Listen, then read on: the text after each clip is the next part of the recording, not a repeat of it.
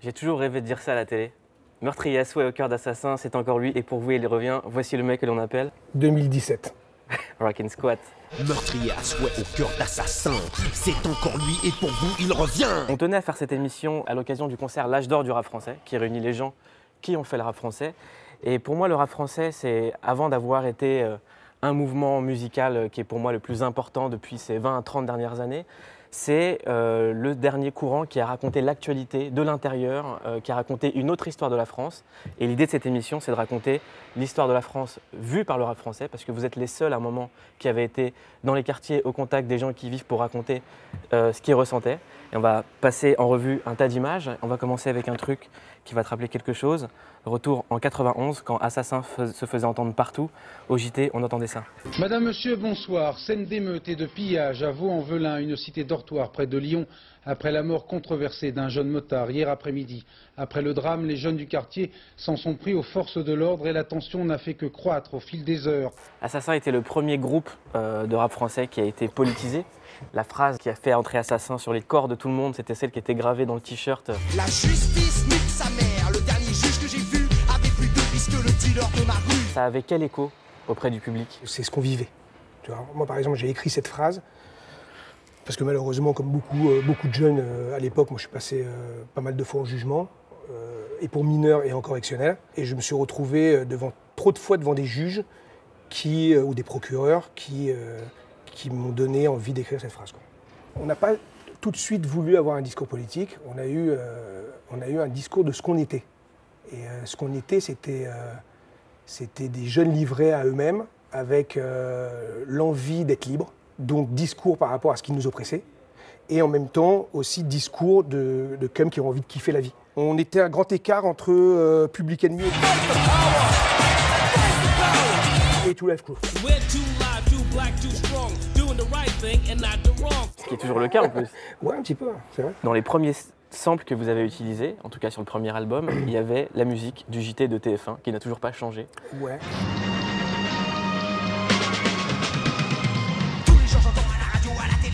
Ce morceau, c'était l'éducation à travers les médias. On a dû déjà demander l'autorisation de pouvoir utiliser cette musique. Et ils nous l'ont donné gracieusement, sans avoir écouté le titre. Est-ce que le traitement de la jeunesse qui écoute du rap a changé dans les médias?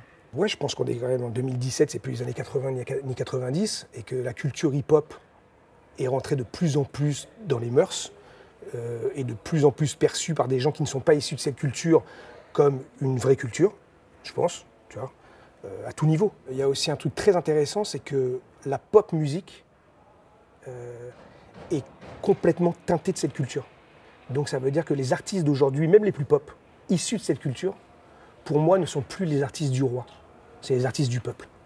Et selon ce qui se passera, même celui que tu vas penser le plus pop, qui fait de la merde aux yeux des puristes, aura toujours une part de ghetto en lui, parce que ça arrive de là, et se positionnera au moment où il faudra se positionner, parce que son arbre généalogique, musical et familial, remonte à l'esclavage, à la colonisation, à la décolonisation, à la précarité des quartiers, aux violences policières, aux bavures policières. Et tout ça, aujourd'hui, les nouveaux artistes issus de cette culture, que ce soit des Jules, des Maître Gims, des Alonso, des PNL, c'est des gens du terre-terre, que tu le veuilles ou non. Le concert L'Âge d'or du rap français, c'est quelque chose qu'on aurait imaginé ne jamais voir. Mais le groupe qui a été le premier à rassembler des gens de sensibilités différentes, c'était Assassin, à travers les morceaux L'Underground s'exprime. Ouais, c'est vrai. Et le premier chapitre faisait apparaître Stomy Bugsy du Ministère Hammer, Ouais. qui était une association qu'on n'aurait pas pu imaginer à l'époque et qui était arrivée Nous, oui, en tout cas. sur ce disque. Et Stomy est là aussi. Pas de paix sans que le poulet repose en paix. Est-ce que tu le sais? Sacrifions le poulet. Moi, Stomy Bugsy, je me cache dans la brèche. C'est quoi le secret? Quel secret? T'as la même tête que sur tes pochettes. C'est la formule Bien. secrète. Le sous-poudre, C'est la formule les secrète. rappeurs pour qu'ils restent jeunes. Demande à Tesquois. Comment ça va? Ça va bien. C'est petit Bercy, hein? Ouais, c'est petit. Ouais, C'est petit. plaisir. Vous allez tous le remplir ensemble. Le Ministère Hammer, quand c'est arrivé, c'était une déflagration. Tout de suite, les problèmes avec la justice, avec le morceau Brigitte, femme de flic. Les femmes de commissaire veulent avoir le gangster. Ensuite, le deuxième album 95200 et Sacrifice de poulet sur la BO de la haine. Pas de paix sans que le poulet repose en paix. Est-ce que tu le sais? Et on va se faire un petit round-up parce que vous avez un point commun, c'est que vous avez tous les deux traîné dans le 18e. Et il y avait un président, enfin qui était à l'époque maire de Paris, qui parlait de la Goutte d'Or.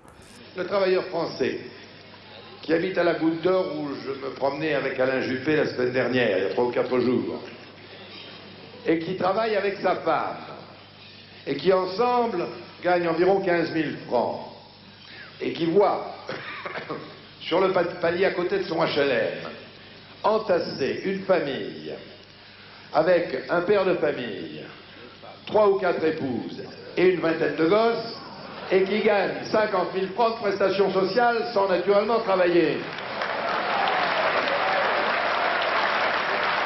Si vous ajoutez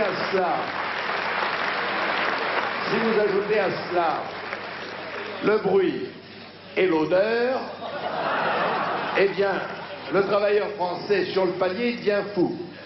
Il devient fou. C'est comme ça. Et il faut le comprendre. Et si vous y étiez, vous auriez la même réaction. Et ce n'est pas être raciste que de dire cela. C'est typique du politicien qui peut-être ne pense pas ça, mais à un moment doit faire du pied à un électorat du Front National. C'est la grande mode. Et Chirac avait commencé très fortement avec ça.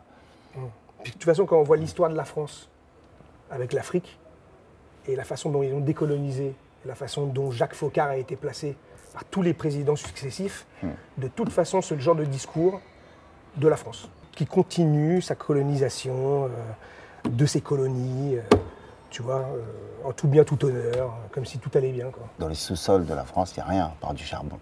Il n'y a pas de gaz, il n'y a pas de pétrole, il n'y a pas d'or. Tout vient de l'Afrique. Donc ce qu'il faut dire aux Français qui nous regardent, c'est que la France doit énormément à l'Afrique. Énormément. Si la France est une grande puissance, c'est grâce à l'Afrique. C'est de là dont elle tire toutes ses puissances. Tout vient de l'Afrique. Même ta tablette. Donc, voilà. Non, mais voilà. avec le coltan, tu vois, tout vient Congo, de l'Afrique. 9 millions de morts, quoi. Le coltan en particulier ensanglante depuis plus de 15 ans les provinces du Nord et Sud Kivu et du Maniema, où 80% des exportations échappent au contrôle de l'État. Passé sous silence par les médias mainstream. En tout cas, c'est pas la priorité. Vous aviez quel âge à l'époque du bruit et l'odeur? 18, 19, moi, je me rappelle, j'ai rencontré Squat pendant les émeutes à... Ouais, exact. À Jules-Geoffrin. À Jules-Geoffrin, Ouais. tu te rappelles? Ouais, je sais, ouais. Jules-Geoffrin, voilà. À Jules-Geoffrin, quand Makomé... Pour ma commère. Voilà. On va justement en parler. Hier, à l'occasion du drame survenu dans un commissariat du 18e arrondissement de Paris. Un Zaïrois de 17 ans est tué d'une balle dans la tête pendant une garde à vue. La manifestation se voulait symbolique, elle est devenue violente.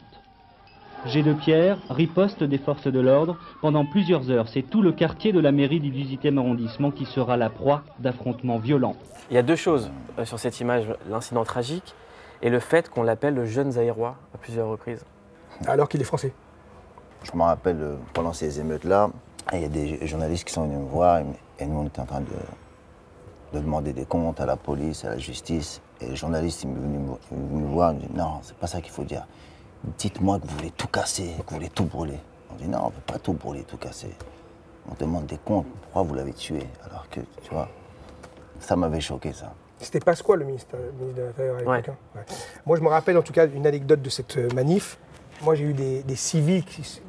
J'étais déjà connu dans la rue en tant que rappeur à cette époque. Donc quand je suis arrivé, il y a beaucoup de gens qui savaient que j'étais là. Et à l'époque, on ne pouvait pas te rater parce que tu avais des grandes dreadlocks. Ouais, en plus. Et j'ai eu des civils qui sont arrivés sur ma gueule directe et qui m'ont dit « Toi, tu te barres de là ».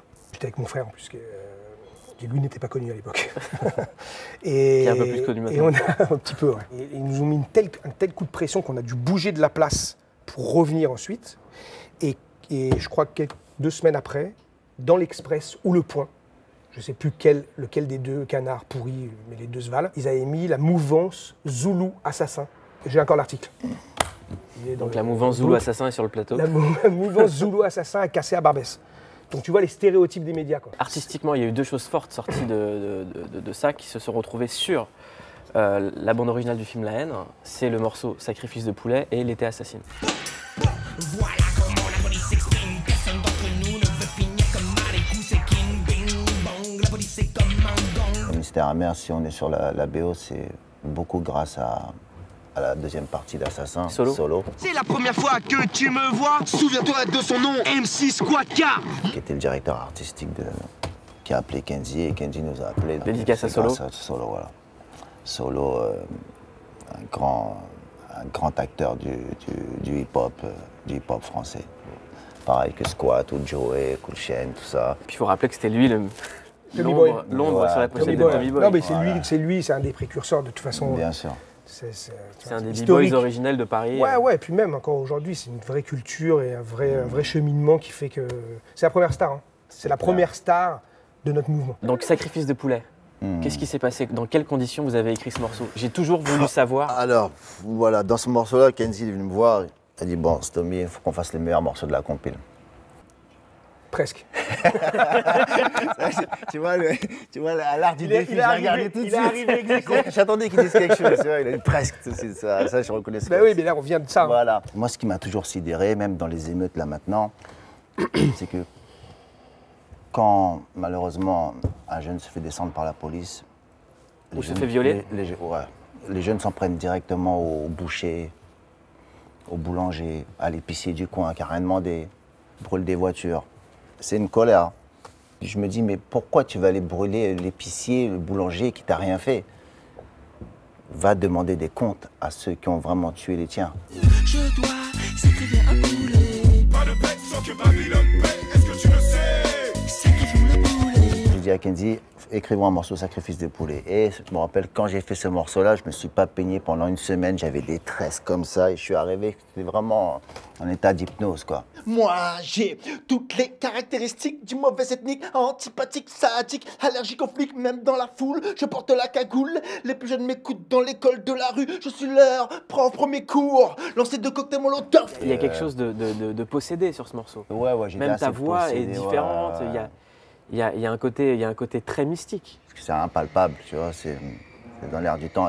Et les morceaux, à l'époque, avec mes mère, quand on écrivait les morceaux, on n'arrivait pas avec la feuille en studio. On les apprenait de tête et voilà, tu vis ton morceau. Ouais. Tu dis aller demander des comptes aux policiers, mais est-ce que le policier, c'est lui le coupable? Non, les vrais coupables, c'est les politiciens. C'est eux qui laissent empirer ces situations-là.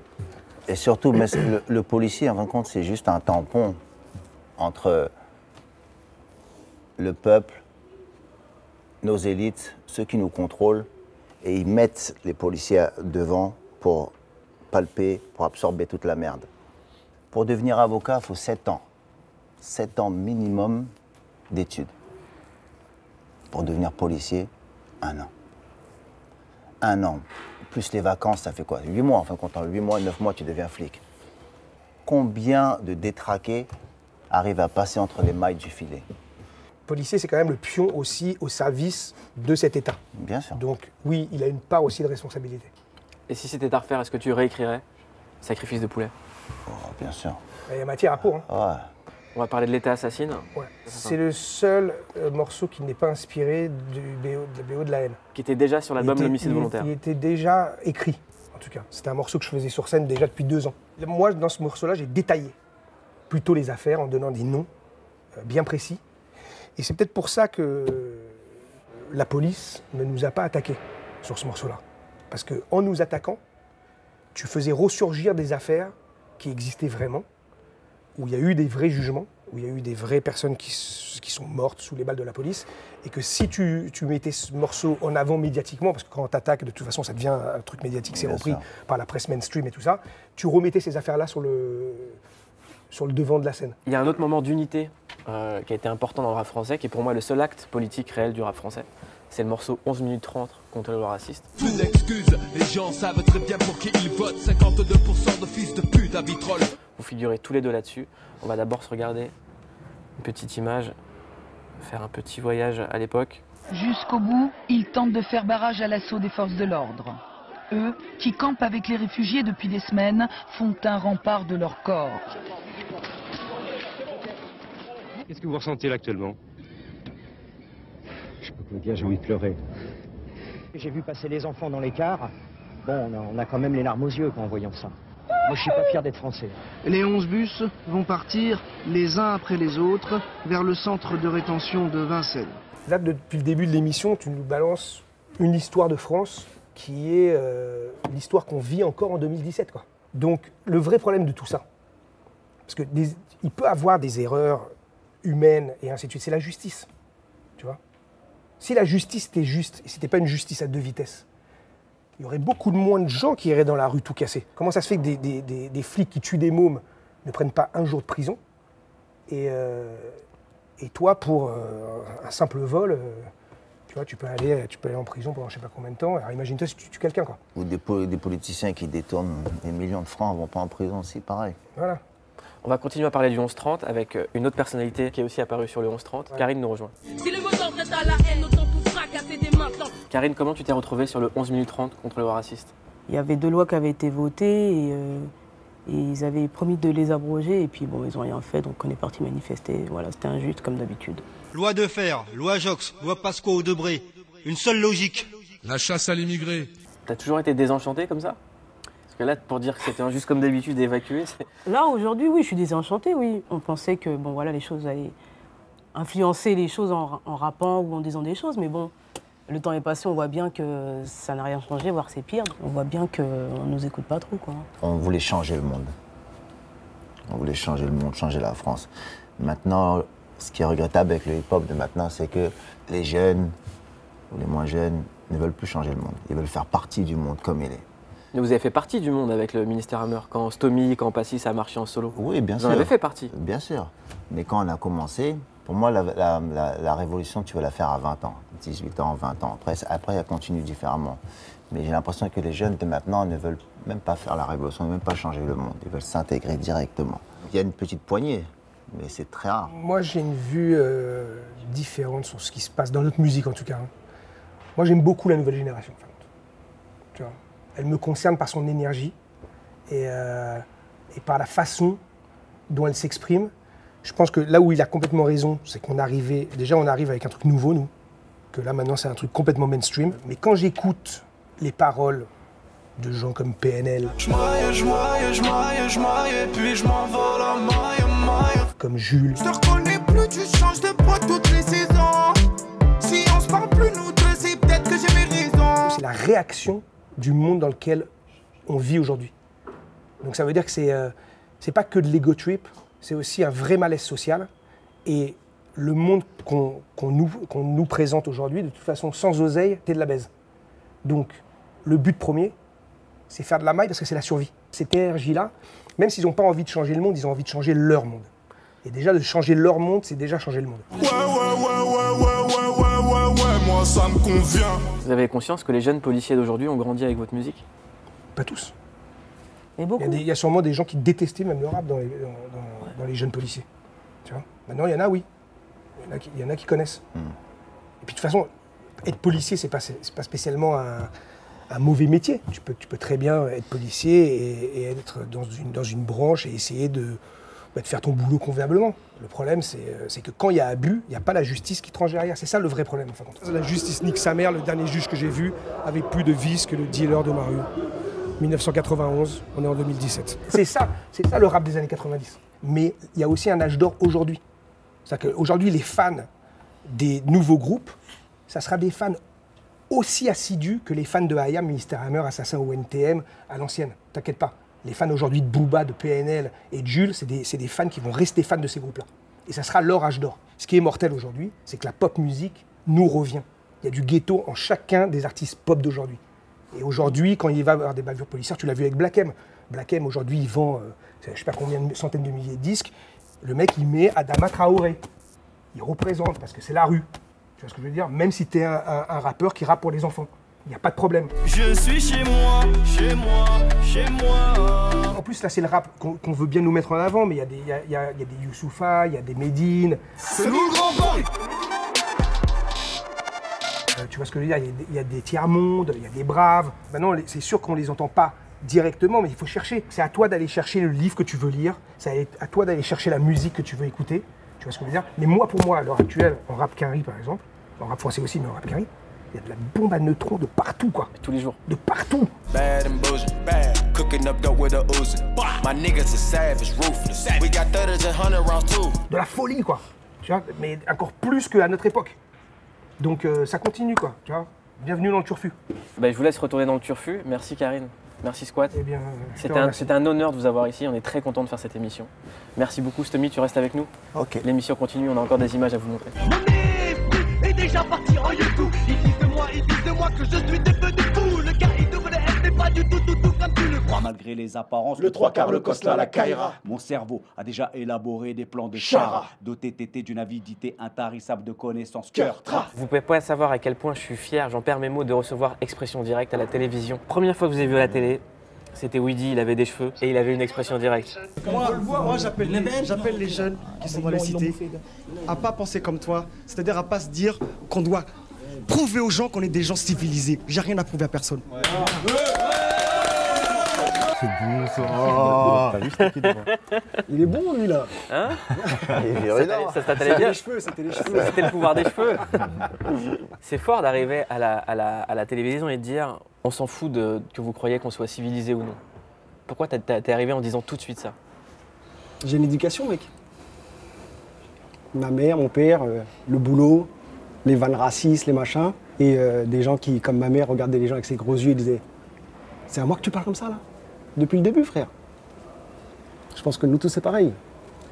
Nos parents demandaient la dignité. Nos parents, ils nous demandaient d'être, pas de se cacher, mais limite de marcher droit, quoi. Ce qu'ils voulaient, c'est qu'on s'assimile, qu'on soit français. Donc pour eux, ça voulait dire qu'il fallait pas trop parler comme ça, il fallait pas trop faire ceci. On faisait trop de bruit avec notre rap, tu vois ce que je veux dire. En tout cas, les Antillais, on a fait un morceau qui s'appelle « Avec ma mère, il n'y a pas moyen ». C'est pour être proche avec ma mère, il n'y a pas moyen. Il n'y a pas moyen. Il faut savoir que c'est une attitude qui nous a été transmise. Effectivement, il fallait pas faire trop de bruit, mais en même temps, il faut se faire respecter. C'est pas que chez les Antillais. Bien sûr que non, bien sûr que non. Kurtra nous le confirmera. Il y a quelque chose, c'est que le groupe Expression Directe arrive et s'inscrit indirectement dans la même veine que Ministère Hammer, c'est-à-dire que... Pour moi, c'est des cousins. Il y avait les rappeurs qui étaient très inspirés des États-Unis, qui s'habillaient avec des jeans larges, avec des grosses doudounes. Il y avait le Ministère Hammer qui était en 501 et qui est toujours habillé comme ça d'ailleurs. Et Expression Directe qui arrivait 3 quarts, Cosla, racaille. Malgré les apparences, le 3 quarts, le Cosla, la Kaira. Et le mot racaille a été mis à l'honneur chez vous. C'était une revendication. C'était surtout racaille dans le sens positif du terme. C'est-à-dire le mec débrouillard qui va faire en sorte de tirer son épingle du jeu. La racaille dont on parle, 3 quarts Cosla racaille, ce sont des gens qui se sont levés tôt et qui se sont dit bon, comment on fait? On les laisse faire comme ça, on fait rien du tout, on bouge pas, on laisse tout comme ça? Non. On va se lever, on va s'associer, on va parler entre nous, on va essayer de mettre du bif, on va essayer de faire des choses. Et c'est comme ça que tout ce mouvement, il prend racine. Vous avez mis Mantes-la-Jolie sur la carte, en tout cas dans la culture, parce que pour plein de gens, Mantes-la-Jolie, c'était au JT, et c'était ça. La violence dans les banlieues, le pillage et les affrontements de Mantes-la-Jolie ont pris des proportions inhabituelles et inattendues. Ils sont la première génération 100% banlieue, et contrairement à leurs grands frères, ils ne connaissent que les tours et la violence. Ils sont organisés pour piller mais se séparent très vite. Ils ont aussi parfaitement intégré le mécanisme des médias. Vous étiez où à l'époque des émeutes? On était là. Et on a vu les choses évoluer, hélas, dans la mauvaise façon, quoi. Il y a quelque chose qui n'est pas rappelé dans le sujet, c'est pourquoi il y a eu ces émeutes. C'est le décès d'un jeune, Aïssa. C'est le décès d'un jeune Aïssa, et c'est ça qui a mis le feu aux poudres, quoi. Notre collègue, il est mort parce que la police a refusé de lui donner sa ventoline. Alors que notre petit Aïssa, c'était un mec super convenable, très droit, pas de problème, Et puis justement, au cours de tout ce qui s'est passé, il s'est retrouvé malencontreusement en garde à vue. Dimanche, 2h du matin, Aïssa Hitch est interpellée avec 5 autres adolescents. Direction le commissariat. Depuis son plus jeune âge, Aïssa Hitch est asthmatique. Une contrariété peut provoquer une crise. Les policiers ont-ils bousculé ou frappé le jeune Aïssa? Oui, selon le procureur. Transférée à l'hôpital, Aïssa Hitch y mourra à 15h20. Il y a, au cours de l'histoire d'Expression Directe, il y a l'histoire du rap et il y a l'histoire de la vie. Et il y a quelqu'un d'autre que vous avez perdu, c'est Jawad Zaouia.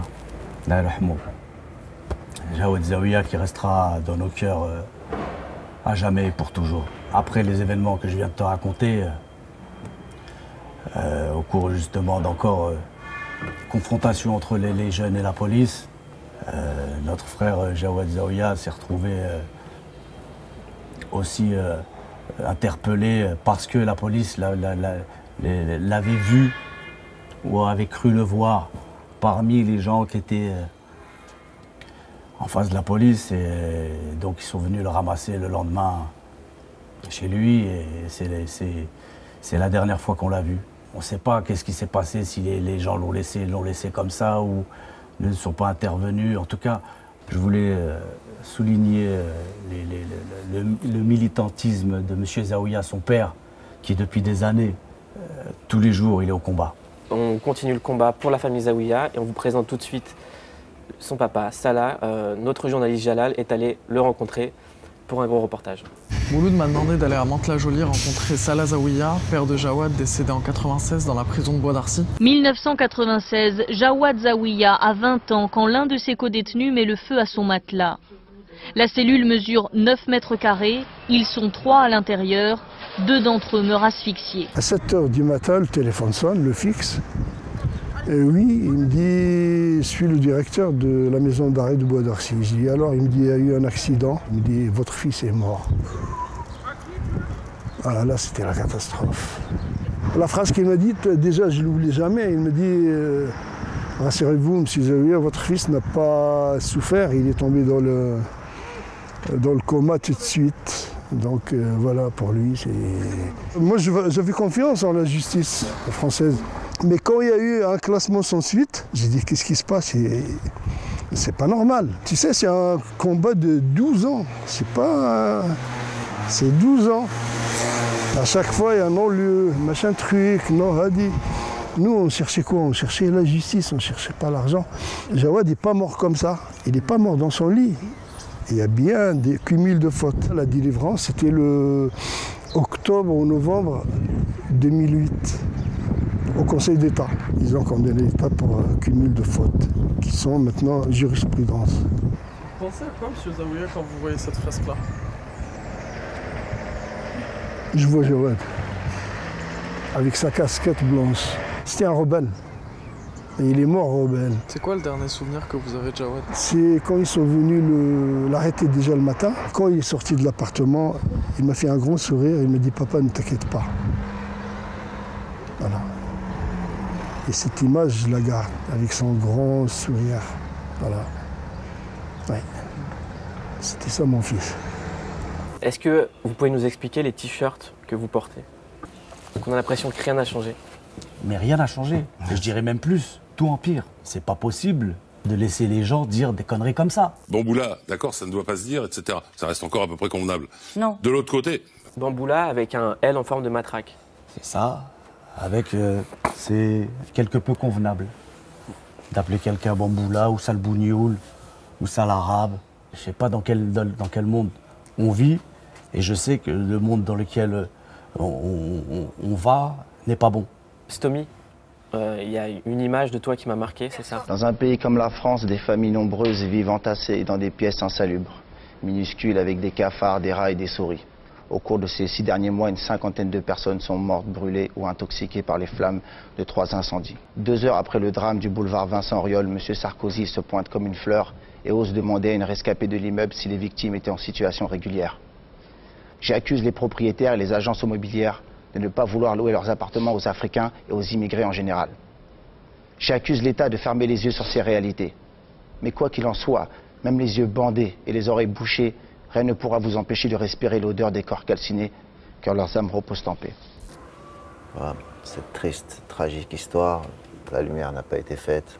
C'était après l'incendie d'un immeuble au boulevard Auriol. Plein d'enfants, plein de personnes qui sont mortes. Je vous montre des images depuis tout à l'heure, c'est démoralisant. Ouais, c'est dur, c'est dur. Ça nous touche directement, c'est triste. Tu vois que la société, elle évolue pas.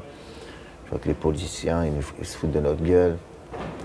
Ils laissent pourrir les banlieues. Ça a servi à quoi que le rap français parle de ça? Il y a quand même eu quelque chose, c'est qu'à côté du mot rap a été posé le mot français, et vous avez fait du bien à la culture française. Ça veut dire quoi pour vous être français? Je pense qu'on a tous essayé de faire changer les choses, en fait, de faire évoluer les choses. Et c'est vrai que le résultat, il n'est pas probant, quoi. Ce qu'on voit aujourd'hui, c'est triste. C'est malheureux, quand même, de se dire qu'il y a 20 ans, on racontait déjà tout ça, quoi. Il y a 20 ans, on vous disait déjà qu'il est possible que le Front National, un jour, prenne le pouvoir. Il est possible. Et franchement, bah, le constat, il est pathétique, quoi. Merci beaucoup, Express D. J'ai hérité de la violence, ça afflue sur mes compositions. Qui prétend faire du rap sans prendre position.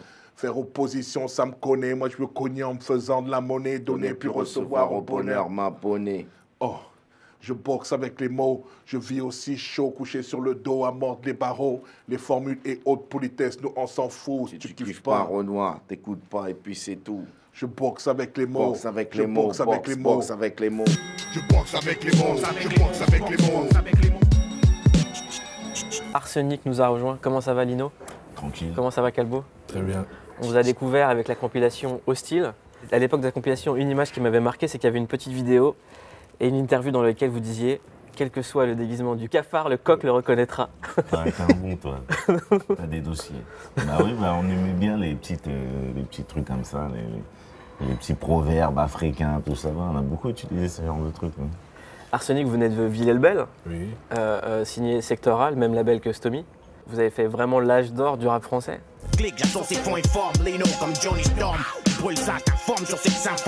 Lino maintenant en solo. C'est L&N, le L, la 12e lettre, l'alien, le libre penseur, l'alerte, l'unique, le seul, la balle à élect. Calbo, où es-tu? Je suis là devant toi. Non, attends, je suis pas en solo. Je fais des albums solo, mais je suis pas en solo. Moi, à la base, je suis un artiste de groupe. Donc, c'est toujours Arsenic. C'est là que je voulais en venir, c'est à quand l'album d'Arsenic? 2000... J'allais dire 18, mais on va peut-être dire 68. Non, 2018. Punchline culte d'Arsenic, c'est... Tu prétends faire du rap sans prendre position. Depuis tout à l'heure, ce qu'on voit, c'est une véritable opposition entre journalisme, médias et des incompréhensions en permanence. Oui, la voix des sans-voix, c'était, tu vois. On avait des micros justement pour parler de dire tout haut ce que dans nos quartiers les gens pensaient tout bas. Il y a aussi un truc avec Arsenic, c'était le style Lacoste. Je te paye si je trouve une combine sur la tête de mon pop Lacoste. Qu'est-ce que ça vous fait maintenant de voir que tous les jeunes de la nouvelle génération se rhabillent comme vous? Ils se rhabillent comme nous. Je n'irai pas jusqu'à dire ça, attention. Si, il y a quand même des problèmes de look un peu. Non, vous n'avez pas les mix. Non, il y a quand même des trucs un peu bizarres. Qu'est-ce que vous validez pas aujourd'hui? Dans les tailles des pantalons. Bon, même moi, si j'ai un peu resserré le jean aussi. Mais non, mais c'est pas vrai. Attention, parce que Mouloud aussi, je l'ai vu, il était là, il avait un bon slim aussi. Non, parce que... il a un bon slim. Non, attends. Parce que, tu sais, il y a slim et slim. Non, parce que, ouais, voilà, parce qu'à l'époque, même à l'époque... Moi, j'ai mis un slim fat. Non, parce que si on veut... Non, mais si on veut rentrer dans ce problème-là, à l'époque aussi, à l'époque du 501, il y avait une époque où le 501, il était quand même tight. Ouais. Tu vois, tu te rappelles cette époque-là? Ouais, 84. Voilà, il y a une époque où le 500 était tight aussi. Donc, là, on va pas blâmer les gens. Après, il y a des styles un peu bizarroïdes. Il y a slim et slam. Il y a des trucs un peu bizarroïdes. Le leggings, je suis moins dedans. Les t-shirts jupe? Ouais, je suis pas dedans. Les tie and dye? Ah, surtout pas. Et j'ai pas de cheveux, donc c'est compliqué. Les défrisages? J'ai pas de cheveux, donc c'est compliqué. Elle n'est pas innocente, la question de Lacoste, parce qu'elle lit tout ce qu'on a raconté dans l'émission. C'est-à-dire que c'est vous qui avez fait vendre, je pense, le plus de Lacoste en France, plus que les sportifs. Ouais, mais ça nous a rien rapporté. Bah justement, elles sont où vos actions chez Lacoste? Rien du tout. On n'a pas fait de pub. Mais non, mais les mecs voulaient pas du tout. La fierté, c'est qu'aujourd'hui, tu regardes les catalogues Lacoste, tu vas dire oh non. Ouais, mais bon, c'était pas. Après, c'est même pas. Après, à la limite, moi, je dirais même pas que c'est une fierté. À la limite, c'est même pas leur problème. C'est juste une marque de vêtements et c'est de la consommation. Je veux dire, même nous, après, on le fait parce que nous, on aimait bien la marque et on était dans une espèce de surenchère avec nos potes au quartier et tout, mais il n'y a pas de fierté là-dedans. Je veux dire, c'est de la consommation, point barre. Je me rappelle, c'était à l'époque où on mettait du Lacoste grave et tout, et c'était à l'époque du premier album. Et ils avaient sorti un truc dans un magazine qui s'appelle L'événement du jeudi. Pour ceux qui connaissent moi, faut avoir un certain âge, comme Stomy, mais bon, après, moi, je suis un peu plus jeune, c'est pas, je connais pas trop, mais je suis tombé dessus. Ils avaient mis une photo de nous, ils avaient illustré une photo d'Arsenic et tout. Et ils disaient, oui, le groupe Arsenic, tout ça, en Lacoste. Et ils expliquaient qu'en fait, que Lacoste n'avait pas besoin d'artistes comme nous, en fait. Carrément. Ils avaient conscience que ça pouvait fédérer des jeunes, le fait qu'on mette du Lacoste et tout, mais ils n'avaient pas besoin de nous, en fait. Et aujourd'hui, ça a changé. Quand on voit les défilés de haute couture, il y a des rappeurs partout qui sont invités. Ouais, tu parles de qui? A$AP Rocky, Kanye West, tout ça. Ouais. Invité Arsenic. J'ai pas envie de m'habiller comme Kenny West. Ah ouais. On a passé en revue plusieurs moments de l'histoire de France. Il y en a deux qu'on aimerait passer ensemble. C'est la victoire de l'équipe de France. J'étais pour le Brésil. T'étais pour le Brésil? Ah, moi c'est pareil. Donc, non, il faut qu'on en parle, merde. Moi j'ai un souvenir d'aller, à l'époque, j'animais une émission de radio sur Fréquence Paris Pluriel. Et Lino était venu s'insurger contre la victoire de l'équipe de France. Parce que j'avais senti la patate. À l'époque, j'avais senti la supercherie. Non, il faut que je le dise, sérieux. Bah, tu peux le dire. Filmé. Bah oui. On est filmé. Moi, je pensais que c'était truqué. Tu pensais que c'était truqué? J'avoue. Je pensais que le match était truqué, ouais, je crois. Et maintenant? Toujours. Non, avec du recul, moi. Non, j'ai aucun recul, moi. Je pense qu'il était truqué. En tant que footix, voilà, je parlais à Mouloud, tu kiffes le résultat final, la joie, la ferveur, les Brésiliens, ils n'ont pas joué, frère. Mais, connaissant le foot, quand tu as vu le match, les Brésiliens, ils n'ont pas joué. T'attendais qu'il joue. Quoi. Emmanuel Petit qui met un but, depuis quand? Il n'a même pas mis un but à Arsenal, il va mettre. Non. Oh, Emmanuel Petit est monté. Il va le mettre. Emmanuel Petit. Oui. C'est gagné pour l'équipe de France. Bravo Emmanuel Petit. Il fallait amortir le Stade de France. Donc, c'est bac. Donc en fait, Arsenic, en tant que footiste, c'était bizarre. C'était bizarre. Faut amortir le Stade de France, merde. T'imagines, ils perdent les mecs. Ouais. Ils ont mis des milliards dans le stade. Alors comment faire? C'est pas rentable. Ouais, moi aussi, j'y crois pas. En tant que originaire français, mais d'origine du Cap-Vert, bien sûr, j'étais pour le Brésil. Je vais pas te mentir. Moi, je suis sorti le jour de la victoire. Je suis sorti à la République avec le maillot du Brésil. Les gens ils disaient, on a gagné. Non, sorti. J'aimais trop le Brésil. Je voulais trop voir Ronaldo soulever la Coupe du Monde, tu vois.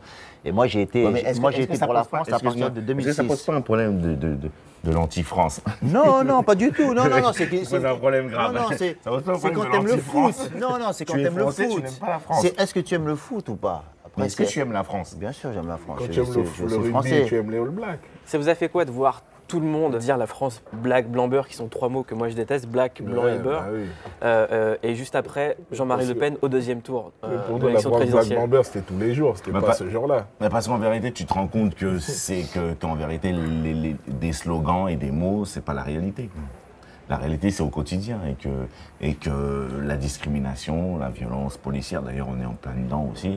Est-ce qu'il faut rebondir dessus? Je sais pas, mais il y a plein d'affaires qui se passent et il y en a eu et il y en aura encore, tu vois ce que je veux dire? Donc après, dire des slogans black, blanc, beurre, qu'est-ce que ça veut dire ça? Cette solidarité footballistique, c'est un fait, mais dans le réel, c'est pas ça, quoi. Arsenic a mis Villiers-le-Bel sur la carte du monde. Et les infos ont mis ça. La moto est quasi intacte, mais le choc a été d'une rare violence. L'avant de la voiture de police est totalement détruit. Les deux adolescents qui roulaient sans casque meurent quelques minutes après. Un peu plus loin, les incendies se multiplient. Le poste de police est complètement ravagé par les flammes. Encore une fois, ça c'est un truc qu'on a vécu de près, c'est les petits frères de notre quartier. Et voilà, c'est encore une fois, comme on disait, qui se répète et qui se répétera encore sûrement.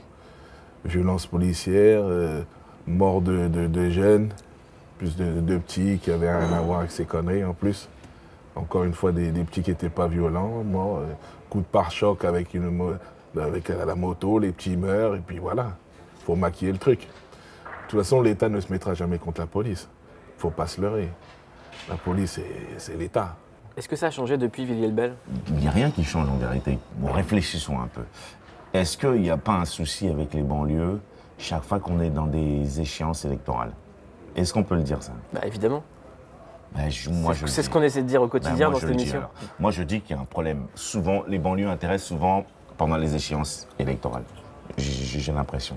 Donc je pense qu'à un moment donné, le problème des banlieues doit être un problème quotidien. Je veux dire, s'il faut qu'on règle ça, il faut que ça soit au quotidien. Il ne faut pas que ça soit qu'à chaque fois qu'il y a une échéance électorale, il arrive un truc, et puis on se dit, oh, on a des banlieues chaudes. Ah oui, les jeunes. Qu'est-ce que ça veut dire ça? Ça n'a aucun sens. C'est quoi, j'adore la phrase, on a injecté des millions ou des milliards en banlieue. Mais t'as injecté quoi? Et à chaque fois qu'on passe dans nos banlieues, je les cherche. Non, ils ont peint en rose. Le problème, il est lié à l'éducation, il est lié à plein de choses aussi. Ben oui. Enfin, l'accès à l'éducation, à proprement dit, je pense que c'est plus ce genre de choses où il faut mettre l'accent plutôt. Voilà, il suffit pas d'aller mettre des ateliers Tu vois, hip-hop, vas-y, peins un mur, fais du rap. Non, je pense pas que ça soit que ça. Ça peut aider, voilà, à pallier à l'ennui, mais en vérité, je pense qu'il faut plus axer sur la culture, je pense. Depuis tout à l'heure, on se rend compte que chaque fait qui a été raconté par les rappeurs résonne aujourd'hui. 2017, pour l'instant, Marine Le Pen est en tête des sondages. Qu'est-ce que ça vous inspire? Ce truc de dire Marine Le Pen au top, parce que je vois, techniquement au sondage, c'est Marine Le Pen qui est au top. Mais d'un autre côté, quand je vois la gauche et quand je vois, tu vois, la droite, tout ça, il y a un souci aussi, tu vois. Le problème, c'est pas forcément Marine Le Pen, c'est les autres qui parlent comme elle maintenant. Mais parce que voilà, parce qu'on drague aussi, on drague l'électorat. La politique, c'est un peu draguer l'électorat. Donc, comme l'électorat s'est un peu radicalisé, qu'on a vu Hollande, il s'est branlé pendant son quinquennat, et puis on sait très bien qu'on était passé de la droite avant, et puis on sait très bien qu'en politique, ça fonctionne toujours avec l'alternance, quoi. On passe de droite, gauche, on n'est pas encore passé par l'extrême droite. Donc il faut faire attention. Ni par l'extrême gauche. Ni par l'extrême gauche, mais on a qui à l'extrême? Mélenchon? Oui. J'aimais les hologrammes. Et maintenant, à Paris. Mélenchon, il a des bonnes idées. Après, il y a des trucs qui... D'abord, j'ai admiré vos pudeurs de gazelle. Après, il y a des trucs qui fonctionnent moins dans le réel, je sais pas. Je vais être pessimiste, mais ça ne changera pas.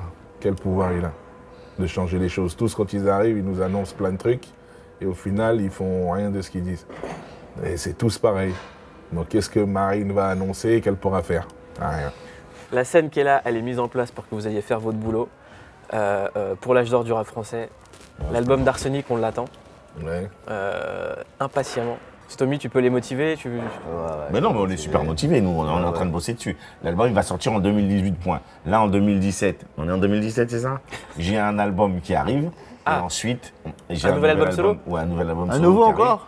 Ouais, bah, tu chômes pas, c'est bien. Non, j'avais du matos, donc il fallait que Il y a un titre, il y a une... C'est les fonds de la cave. Non, je donne rien, je donne pas d'infos. Je suis un radin, moi, je donne aucune info. Je donne aucune info. Je suis un radin de merde. Mais l'album d'Arsenic, il arrive en 2018, sûr. On leur doit. En tout cas, on est pressé de l'entendre. C'était un honneur de faire cette émission.